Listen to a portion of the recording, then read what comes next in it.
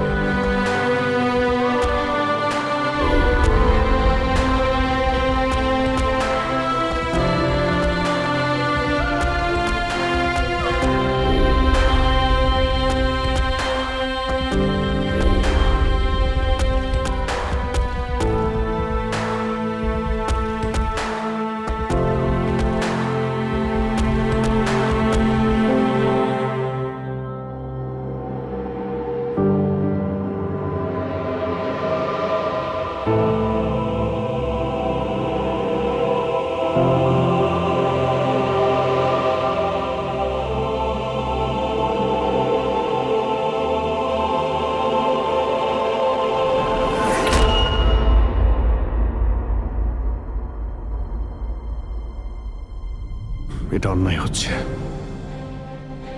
এটা খুবই অন্যায় হচ্ছে। নো অফেন্স স্যার, কিন্তু আপনি আপনি সবসময় আমাদের উপরে এইভাবে সন্দেহ করতে পারেন না স্যার। এটা তুমি কি বলছো অভিজিৎ? কি ভুল বললাম আমি? যখনই কোনো সিআইডি অফিসারকে মিথ্যে ব্লেম দেওয়া হয়েছে, আপনি আমাদের উপর কখনোই ভরসা করেন না। এটা তুমি কি বলছো অভিজিৎ? আমি তোমার কাছে এটা আশা করিনি। স্যার, আমাদেরও আপনার কাছে কিছু আশা থাকে স্যার। আপনার একটা ইশারায় আমরা যে কোনো মুহূর্তে জীবন দিতে প্রস্তুত থাকি। তাহলে এটুকু আশাও কি অন্যায় যে আপনি খারাপ সময় আমাদের পাশে থাকবেন, আমাদের আপনি সহযোগিতা করবেন? তোমাদের আমি সহযোগিতা করি না? সত্যিটা জানার চেষ্টা করিনি? সত্যিটা জানার চেষ্টা করে অনেকবার আপনি আমাদের আত্মসম্মানে আঘাত করেছেন স্যার। আমাদের দায়িত্ব আর কর্তব্যকে আপনি সন্দেহ করেছেন। যখন আমাকে মিথ্যে অপবাদ দেওয়া হয়েছিল, আপনি আমার উপরে ভরসা করেননি স্যার। আর যতক্ষণ পর্যন্ত অভিজিৎ নিজেকে নির্দোষ প্রমাণিত করছে, ওকে জেলেই থাকতে হবে। যখন দয়াকে মিথ্যে অপবাদ দেওয়া হয়, তখন ওকেও আপনি ভরসা করেননি স্যার। কিন্তু হয়তো আপনি একটা কথা ভুলে গেছেন, একবার আপনাকেও এরকম মিথ্যে অপবাদ দেওয়া হয়েছিল স্যার।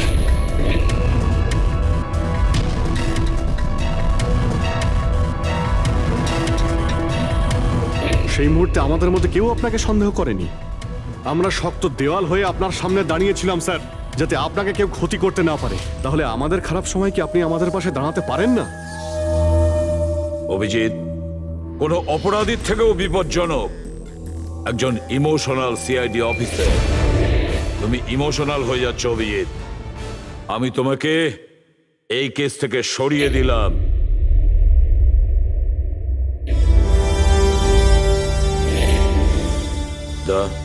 পুরবি, আজ থেকে পঙ্কজের কেস তোমরা দুজনে ইনভেস্টিগেট করবে।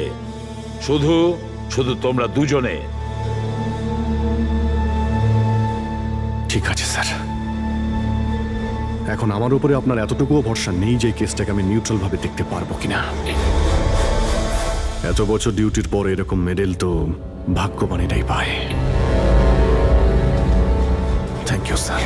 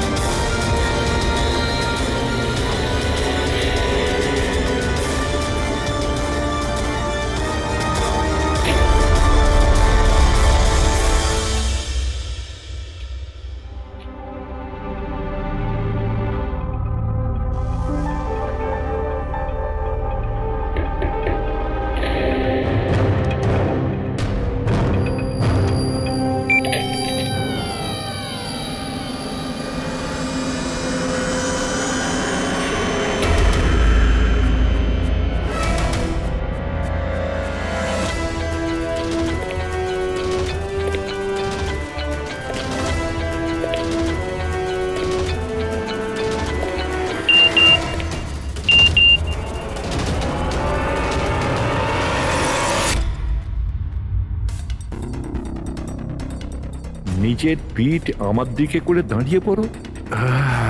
চলো এটাও করে দেখে নি।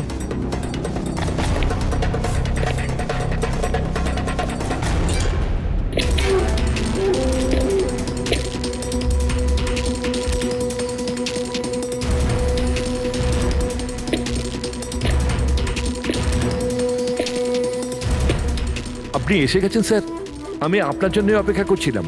ওইখানে আপনার ফাইলটা আছে, ওখানে পুরো ফাইন্যান্সিয়াল প্ল্যান পড়ে আছে এবং আমার স্থির বিশ্বাস যে আপনার খুব পছন্দ হবে।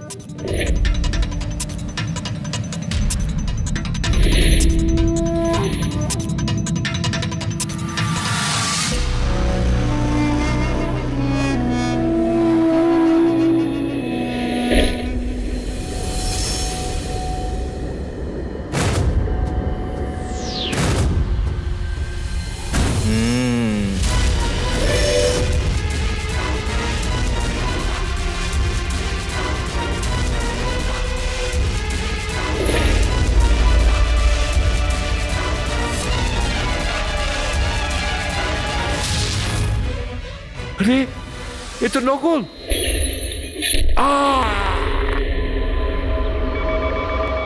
Hello, ACP Pradyuman here. What? কখন? আচ্ছা, ঠিক আছে।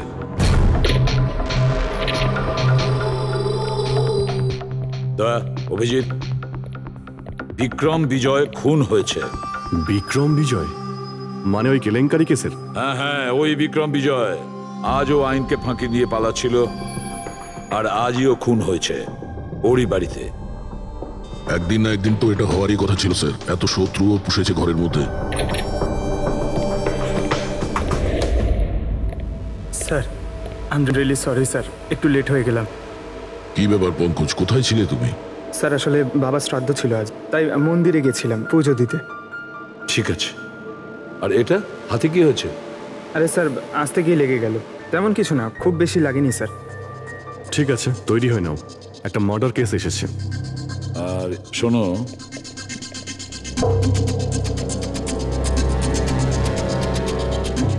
কার আবার মার্ডার হলো?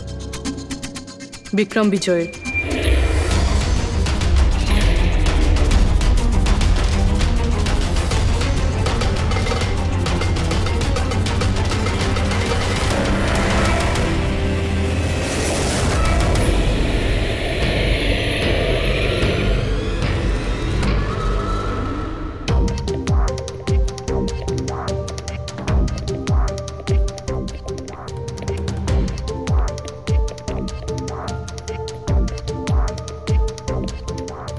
সিআইডি? হ্যাঁ স্যার, আমি গোপাল, বিক্রম স্যারের ম্যানেজার।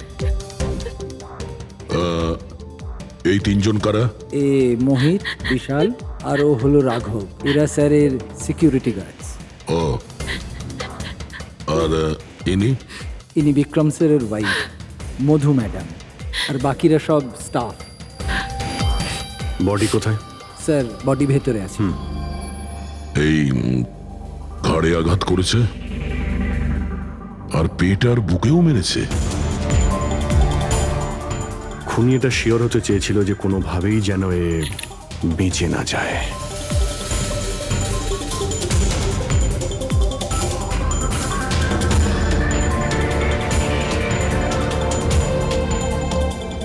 মনে হচ্ছে এটা দিয়ে আঘাত করেছে এর ওপর।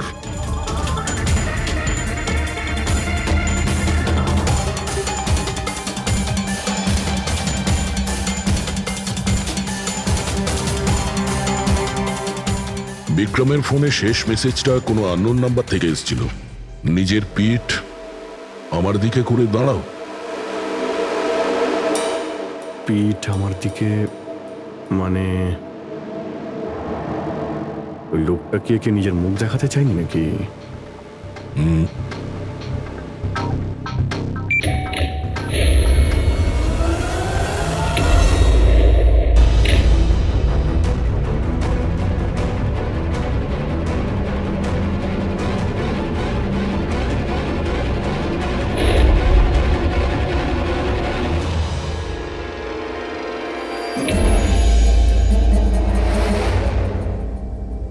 এই দেখুন স্যার, ফুলদানি থেকে আমি কি পেয়েছি? Audio recording device. Audio recording device মানে এই রুমের মধ্যে যা কথাবার্তা হচ্ছিল সেটা কেউ শুনছিল? স্যার, ওর আমি নাম তো জানি না, কিন্তু ও যেভাবে প্রস্তুতি নিচ্ছিল ওটা দেখে তো মনে হচ্ছিল যেন ওনার কোনো বিশেষ ক্লায়েন্ট হবে, আর উনি বিক্রমের সাথে দেখা করতে চাইছিলেন। এই ক্লায়েন্ট বিক্রমের কন্ট্যাক্ট এলো কি করে? স্যার, আমার জন্যে ও আগে আমাকে কন্ট্যাক্ট করেছিল। ও বিক্রম স্যারের পুরো ইতিহাস ভালো করে জানতো, আর বিক্রম স্যার ওর এই হোমওয়ার্কে খুব ইমপ্রেসড হয়েছিল, আর উনি আমাকে মিটিং ফিক্স করতে বলেছিলেন। আপনি ওর সঙ্গে আগে দেখা করেছিলেন? না স্যার, ওই ফোন করেছিল, আর সেটাও প্রাইভেট নাম্বার থেকে।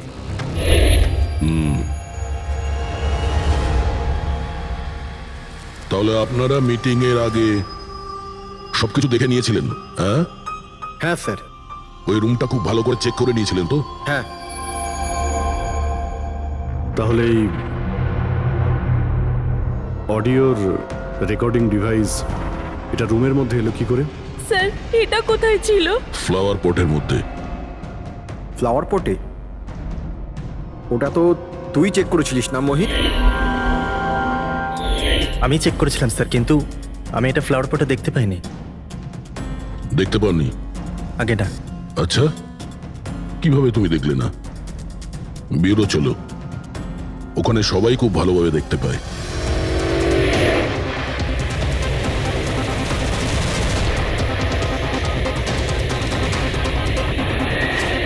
মোহিতের উপর নজর রাখবে। গুলি চালাবে না। কৈলাস স্যার, আপনি? কে ইনি? ইনি সিবিআই অফিসার কৈলাস বাবু।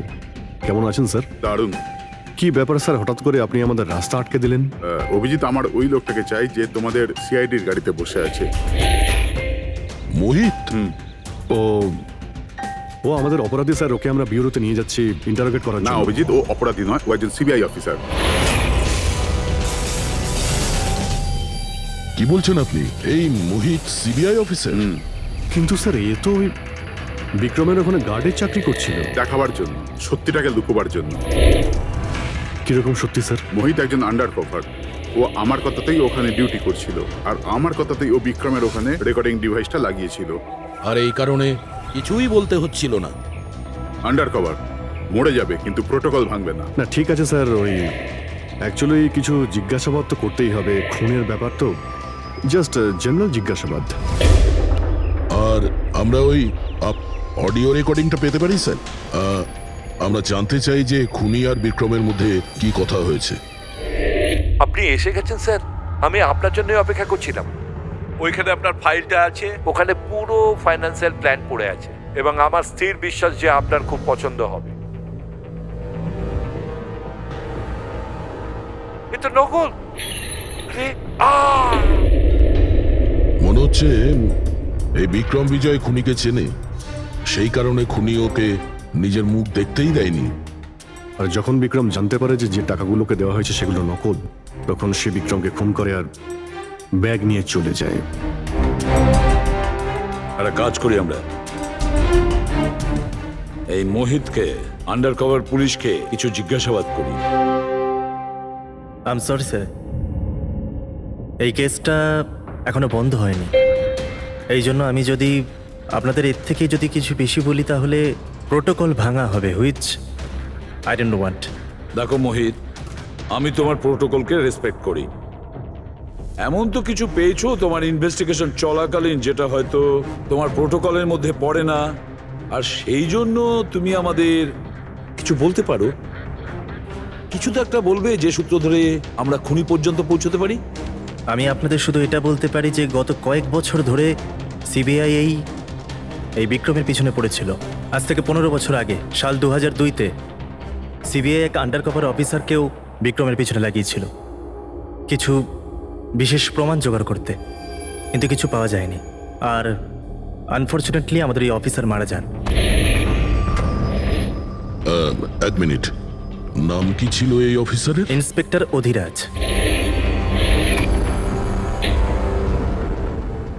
ইন্সপেক্টর অধিরাজ, এই বোতলে যে রক্তটা আছে, এই রক্তে বিক্রমের ডিএনএ ছাড়াও অন্য কারো ডিএনএ আছে। বিক্রমের ডিএনএ ছাড়াও অন্য কারো ডিএনএ আছে? তুমি বলতে চাইছো অন্য কেউ ছিল? কে ছিল শাহরুখে? ক্রিমিনাল ডাটাবেসের সঙ্গে কম্পেয়ার করে দেখেছিলে, ম্যাচ করে দেখেছিলে তুমি? তার দরকার পড়েনি। প্রয়োজন ছিল না কি বলছো শাহরুখে? সেটা কার ডিএনএ? ওই ডিএনএ পঙ্কজের। হোয়াট? ওই ডিএনএ পঙ্কজের? আমাদের পঙ্কজের? আমাদের পঙ্কজের। এটা কি করে হতে পারে? সিআইডি অফিসার হলো পঙ্কজ। সিআইডি অফিসার পঙ্কজ খুন করতে পারে? আমাদের একজন অফিসার খুনি? কিন্তু স্যার, পঙ্কজ কেন খুন করতে যাবে? সেটাই তো, সিআইডি অফিসার কেন খুন করতে যাবে? স্যার, বিক্রমের বাড়ির থেকে 1 কিলোমিটার দূরে পুলিশ একটা বেবারিশ মোটরসাইকেল পেয়েছে স্যার। কার মোটরসাইকেল ছিল ওটা? স্যার, ও পঙ্কজের ওটা।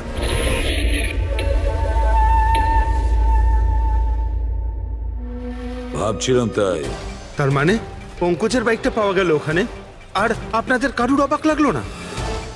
ফ্রেডি, বিক্রম বিজয় যে মারা গেছে আজ 15 বছর আগে, অধিরাজ বাবু পঙ্কজের বাবা একটা আন্ডার কভার কপ বডিগার্ড সেজে বিক্রম বিজয়ের বিরুদ্ধে প্রমাণ জোগাড় করছিল, আর সেই কারণে ও মারাও গেছে। তার মানে স্যার, পঙ্কজ এটা ভাবে যে পঙ্কজের বাবার মৃত্যুর পিছনে এই বিক্রম বিজয়ের হাত রয়েছে, আর এই জন্য ওর বাবার মৃত্যুর প্রতিশোধ নেবার জন্য।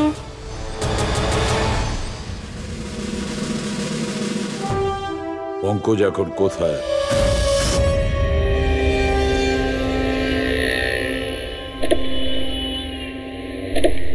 আরে স্যার, আপনারা?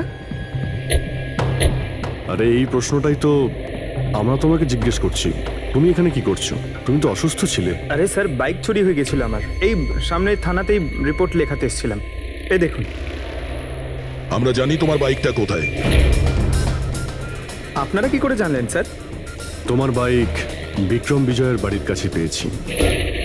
সেই বিক্রম বিজয় যে তোমার বাবার খুনি। যখন বিউরোতে এসিপি স্যার বলল যে বিক্রম বিজয়ের খুন হয়েছে, তখন তুমি জানতে না ওই বিক্রম বিজয়? হ্যাঁ স্যার। আরে তাহলে তুমি বিউরোতে কেন বললে না? তোমার বলা উচিত ছিল যে বিক্রম বিজয়ই তোমার বাবার খুনি। স্যার, বাবার শ্রাদ্ধ ছিল স্যার। মন্দির থেকে বিউরো আসছিলাম, ওনার ব্যাপারেই ভাবছিলাম, আর কিছু খেয়াল ছিল না স্যার। একদম কিছু মাথায় আসছিল না, বুঝতেই পারছিলাম না কি করব। আর এই যে তোমার হাতটা কাটা, এক্স্যাক্টলি কি হয়েছিল? স্যার, এটা তো মন্দির থেকে যখন আমি অটোতে ফিরছিলাম।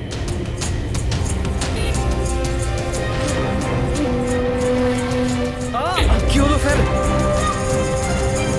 তাহলে একজন অচেনা লোক আঘাত করে চলে গেল? হ্যাঁ, এমনি অকারণে? স্যার, আমি জানি বিশ্বাস করাটা একটু কঠিন, কিন্তু এটাই সত্যি। আচ্ছা পঙ্কজ, তুমি সবসময় তো বাইকে করে বিউরোতে আসতে, হঠাৎ তুমি অটো করে কেন এলে? হঠাৎ করে না স্যার, আমার বাইক তো দুদিন ধরে খারাপ হয়ে রয়েছে।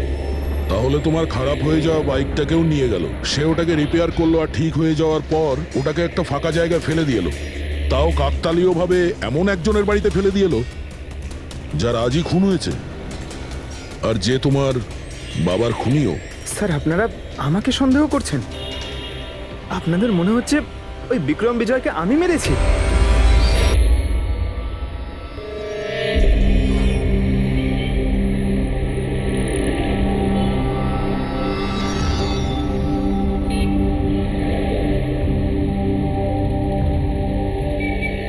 যদি এই পঙ্কজ নিজের বাড়ি থেকে বিক্রম বিজয়ের বাড়িতে যায়, তো এখানে এই জাংশন থেকেই গিয়েছে।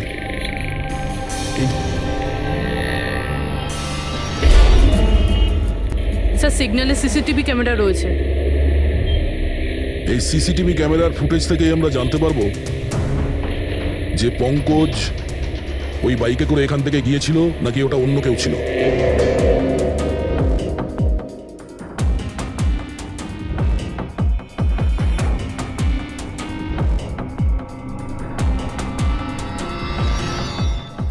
এক মিনিট রিওয়াইন্ড করো, পজ করো। স্যার এই দেখুন, একে পঙ্কজের মতনই দেখতে লাগছে না? বাইকের নাম্বার হলো XYA4784। স্যার পঙ্কজের বাইকের নাম্বারও এটাই? পুরবি, এই পঙ্কজ এতটা তো ভুল করবে না যে একটা অপরাধ করতে যাওয়ার আগে রাস্তায় আর একটা অপরাধ করবে, সিগন্যাল ভাঙা। নিশ্চয়ই কেউ আছে যে পঙ্কজকে ফাঁসাতে চাইছে, আর সেই কারণে ও সিগন্যালটা ভেঙেছে, যাতে আমাদের যে সন্দেহটা আছে পঙ্কজের উপর ওটা আরো মজবুত হয়। কিন্তু স্যার পঙ্কজকে কে ফাঁসাতে চাইবে? হতে পারে ওর কোনো পুরনো শত্রু। স্যার আমার এমন কোনো পুরনো শত্রু নেই যে আমাকে ফাঁসানোর জন্য এরকম কিছু করবে স্যার। পঙ্কজ খুব ভালোভাবে চিন্তা করো, কেউ তো হবে। না স্যার। যদি তোমার কোনো শত্রু না থেকে থাকে তাহলে এই খুন তুমিই করেছো। তুমি নিজের বাবার মৃত্যুর প্রতিশোধ নিয়েছো তুমি, আর সেটাও ওনার মৃত্যুবার্ষিকীতে। স্যার আমার প্রতিশোধ নেবার কোনো মেন্টালিটি নেই স্যার। আমি খুনি না স্যার, আমি একজন সিআইডি অফিসার। যতদূর বাবার কথা স্যার, আমি তো ওনাকে ভালো করে দেখিও নি স্যার। আমার তো এমন কিছু মনেও নেই যে উনি আমাদের সঙ্গে কখনো টাইম স্পেন্ড করেছেন বা আনন্দ করেছেন। স্যার উনি হয়তো কখনো ভাবতেনও না যে ওনার একটা ছেলে আছে যার ওনাকে প্রয়োজন। তার মানে হলো তোমার বাবার সঙ্গে তোমার সম্পর্ক ভালো ছিল না? স্যার উনি একজন আন্ডারকভার কপ ছিলেন, বেশিরভাগই নিজের কাজেই ব্যস্ত থাকতেন। বাড়ি, সংসার, সন্তান, পরিজন সেসব নিয়ে উনি কোনোদিন মাথায় ঘামাননি। আমাকে শুধু আমার মাই মানুষ করেছেন স্যার। কিন্তু তাও বলছি পঙ্কজ, তোমার নিজের বাবার সাথে কোনো না কোনো স্মৃতি তো জড়িয়ে থাকবে না? কিছু মনে আছে? শুধু স্যার এইটুকুই মনে আছে আমার স্যার, আমাকে উনি মেলায় ঘুরতে নিয়ে যেতেন, কিন্তু মেলায় নিয়ে যাওয়ার আগে উনি আমাকে হসপিটালে নিয়ে যেতেন প্রতিবার। কি হসপিটালে? ওটা কেন? হয়তো ছোটবেলায় আমি খুব অসুস্থ থাকতাম, আর উনি হসপিটালে নিয়ে যেতেন, আর আমার খুব ব্যথা লাগতো স্যার। যন্ত্রণা? পঙ্কজ কোথায় যন্ত্রণা হতো? স্যার পিঠে, এখানে স্যার। পিঠে? পঙ্কজ ডাক্তার পিঠে কি করতো? না স্যার তেমন কিছু মনে পড়ছে না স্যার। মনে করো পঙ্কজ, মনে করো কি করতো? তোমার পিঠে ইঞ্জেকশন দিত বা পিঠের থেকে রক্ত বার করতো? কি করতো মনে করো? Sir sir sir drill machine দিয়ে কিছু করতো হসপিটালে। কি বলে? ড্রিল মেশিন দিয়ে? আর তারপরে তোমার পিঠে যন্ত্রণা হতো? খুব ব্যথা করতো স্যার, আমি তো এক সপ্তাহ ঠিক করে বসতে পারতাম না। আর তারপর বাড়ি যাবার পর তোমার ঘুম পেত, অদ্ভুত কিছু মনে হতো, মাথা ঘুরতো? হ্যাঁ স্যার। স্যার মেলায় যখন আমি ঘুরতে যেতাম তখন ঘোরের মধ্যে থাকতাম স্যার, সারাক্ষণ মাথাটা ঝিমঝিম করতে আর ঘুরতো স্যার। কিন্তু স্যার এই কথাটার কেসটার সাথে কি সম্পর্ক? সম্পর্ক আছে বস। আমার মনে হচ্ছে এর বাবা এর খুব কম বয়সে এর বোন ম্যারো ডোনেট করে দিয়েছিল। কিন্তু স্যার বাচ্চাদের বোন ম্যারো ডোনেট করা তো বেআইনি কাজ। বেআইনি কাজ, কিন্তু আমার মনে হচ্ছে বস টাকার জন্য বা যে কোনো কারণেই হোক ওই ডক্টর এর বাবার জন্য এই সমস্ত করেছে।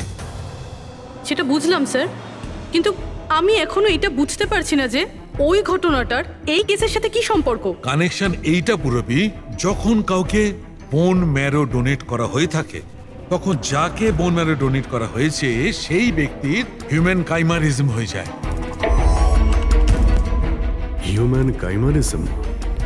এটা কি ডক্টর সালুখে? মনে করো যে লোকটাকে বোন ম্যারো ডোনেট করা হয়েছে সেই ব্যক্তিটির শরীরে দুটো ডিএনএ তৈরি হয়ে যায়।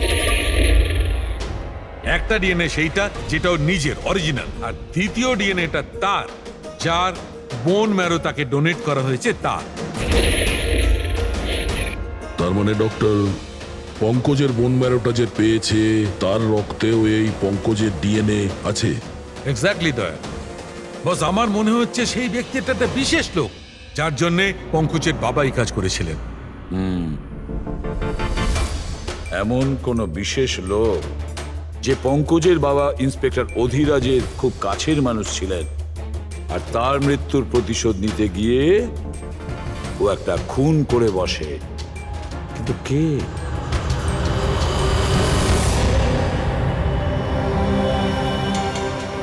দয়া। Hi sir. Hello Abhijit. Hi Daya. Hello. Good. Sorry, আপনাকে এরকম একটা জায়গাতে ডেকে আনতে হলো। অভিজিৎ, যে ইনফরমেশন তোমার দরকার ছিল সেটা না সিআইডি অফিসে দেওয়া যেত, না আমার অফিসে। থ্যাংক ইউ স্যার আমাদের সাহায্য করার জন্য। স্যার, পঙ্কজ একজন সৎ অফিসার, আর যদি আপনার সাহায্যকে আমরা নিরাপরাধ প্রমাণ করতে পারি। অভিজিৎ, তোমার মনে আছে এক বিপজ্জনক অপরাধী ছিল রাকা, তাকে ধরতে তুমি আমাকে সাহায্য করেছিলে। তা ধরে নাও আমি সেটারই ঋণ মেটাচ্ছি। এসব আপনি কি বলছেন স্যার? অ্যাকচুয়ালি আমাদের পঙ্কজের বাবা ইন্সপেক্টর অধিরাজের ব্যাপারে কিছু ইনফরমেশন চাই, যতটা আপনি দিতে পারবেন। আপনি কাজ করেছেন না ইন্সপেক্টর অধিরাজের সঙ্গে? হ্যাঁ দয়া, অধিরাজ খুবই সৎ ইন্সপেক্টর ছিল আর সাহসীও। আমার তো এটা বলতে গর্ব হয় যে আমরা একসাথে কাজ করেছি। স্যার, অ্যাকচুয়ালি আমরা এটাই জানতে চাই যে ওনার আন্ডারকভার মিশনের সময় ওনার সঙ্গে কারো কি কোনো গভীর সম্পর্ক হয়েছিল? কোনো নতুন পরিবার, সেরকম কিছু? অভিজিৎ, এই যে আন্ডার কভারদের যে দুরকম জীবন হয়, খুব কঠিন হয় সেটা সামলানো।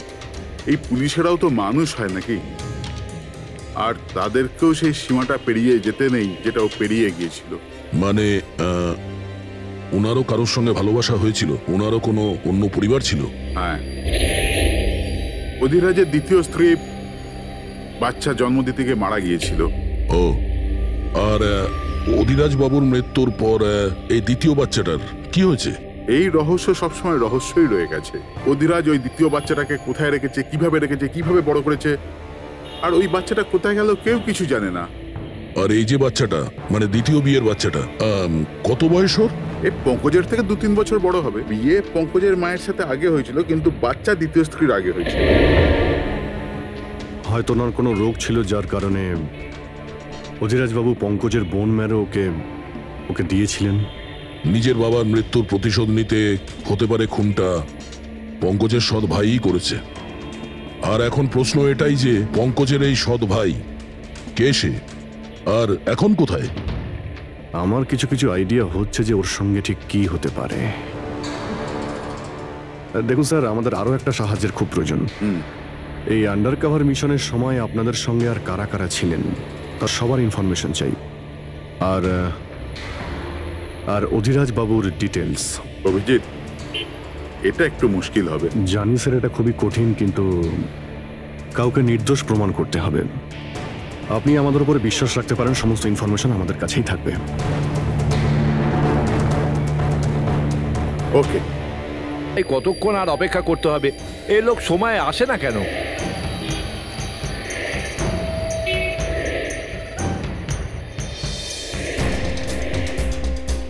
আরে ভাই, আধ ঘন্টা ধরে অপেক্ষা করছি। আজই আমার পুরো টাকা চাই। আজই আমাকে এই শহর ছেড়ে দিতে হবে। তোর হিসাব তো আমি আজ এখনই এই মুহূর্তে করব।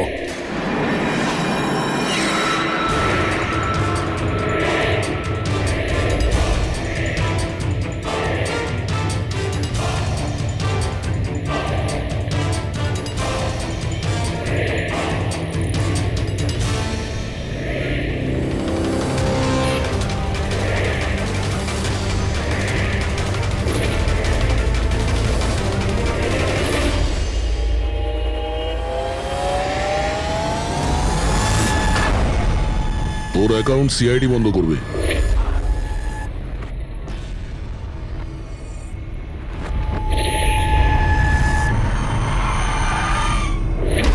বাবার ধার মেটানো প্রত্যেক সন্তানের কর্তব্য, আর যে ছেলে এটা করে তাকেই ভালো ছেলে বলা হয়, আর সেটা হলাম আমি।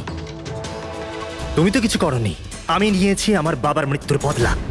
দেখো মোহিত, তোমাদের বাবা ইন্সপেক্টর অধিরাজ একজন সৎ, একজন কর্তব্যপরায়ণ পুলিশ অফিসার ছিলেন।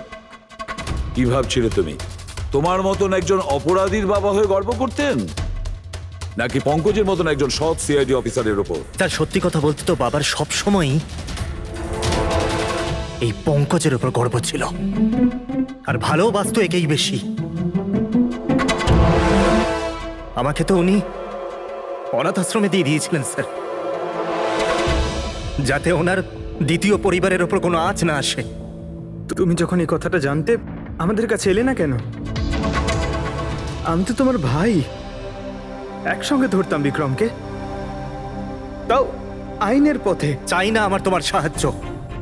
আমাদের বাবার হত্যাকারীকে কিভাবে ধরতে হবে, কিভাবে ওর উপর প্রতিশোধ নিতে হবে, এর প্ল্যানিং আমি আগে থেকে করে রেখেছিলাম, অনেক দিন থেকে। আর এটাই হলো কারণ আমার সিবিআই অফিসার হওয়ার। আর ঠিক আমার বাবার মতোই একটা আন্ডার কভার মিশনে গেছিলাম ওই বিক্রমের বিরুদ্ধে। কিন্তু এইবার তাকে সাজা দেওয়ার জন্য নয় স্যার, বরং ওকে শেষ করার জন্য। একজন সিবিআই অফিসার হয়েও তুমি অপরাধ করেছ। তোমাদের মতো অফিসারের জন্যই সবাই আইনের উপরে ভরসা করতে পারে না। এই কাজে কেতন তোমাকে সাহায্য করেছিল না? হ্যাঁ স্যার, কেতনও আমার বাবার সাথে কাজ করত। সেও একজন আন্ডার কভার অফিসার ছিল। সেই আমাকে সবকিছু বলেছে। আর তার বলাতেই আমি জানতে পারি যে ছোটবেলায় আমার একটা অপারেশনও হয়েছিল। আর যখন তুমি জানতে পারলে যে তোমার রক্তে দুটো ডিএনএ আছে, একটা তোমার আর একটা আমার, তুমি খুন করে আমাকেই ফাঁসিয়ে দিলে। হ্যাঁ, আর এই জন্য আমার রক্ত বার করে আমি অস্ত্রের ওপরে ছড়িয়ে দিয়েছিলাম। আর তারপর তোমার হাত কেটেছিলাম, যাতে এক তীরে দুই পাখি মরে। আমার দুই শত্রু, আমার বাবার হত্যাকারী ওই Vikram. Hello Kailash sir. Sir, আমি বিক্রমের রুমেতে অডিও ডিভাইস লাগিয়ে দিয়েছি।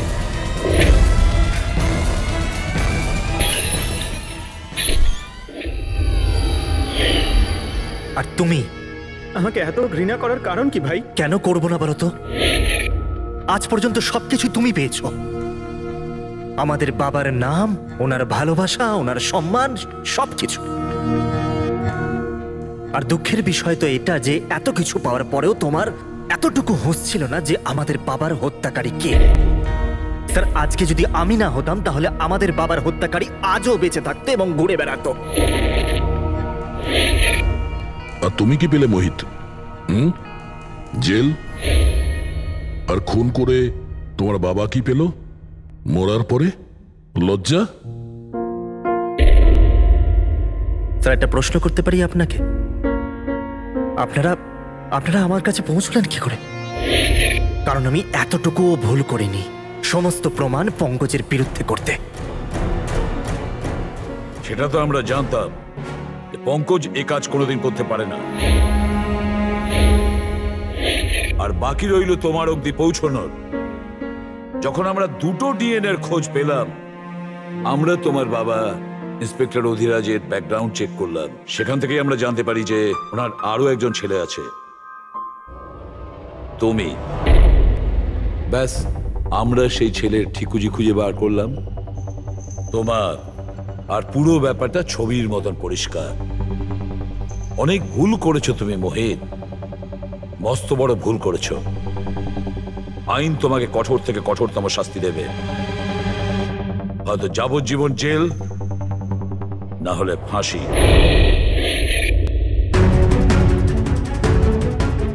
ফ্রেডরিক,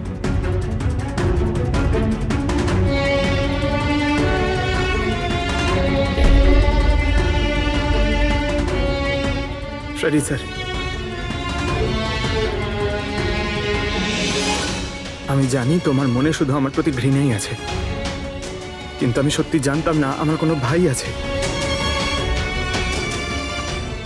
আমি জানি না তোমার সঙ্গে কি হবে, কিন্তু তুমি একটা কথা সবসময় মনে রেখো, আমি তোমার অপেক্ষা করব।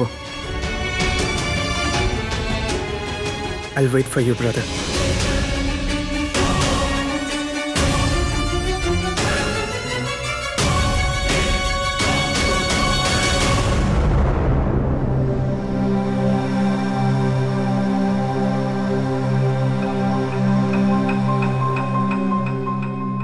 পঙ্কজ, দেখো, তোমার যে ভালো দিকটা আছে না, সেটা কিন্তু বাঁচিয়ে রাখবে খুব ভালো করে। Welcome back to CID. Thank you, sir. Sir, I am sorry sir, আপনি ঠিকই বলছিলেন। ইমোশনাল হয়ে আমি স্যার একটু বেশি বলে ফেলেছি। I am sorry. দেখো অভিজিৎ, তোমরা সবাই আমার কাছে শুধু সিআইডি অফিসার নও, তোমরা আমার গর্ব, আমার আত্মবিশ্বাস, তোমরা আমার শক্তি। তোমরা আর এসিবি প্রদ্যুমান আজ পর্যন্ত নিজের শক্তিকে সন্দেহ করেনি, না কোনোদিন করবে। সময় তো সব সময়ই মানুষের পরীক্ষা নেয়, কিন্তু কর্তব্যের পথে চলার সময় যদি নিজের সন্তানের ওপরেও গুলি চালাতে হয়, আমাদের হাত যেন না কাঁপে।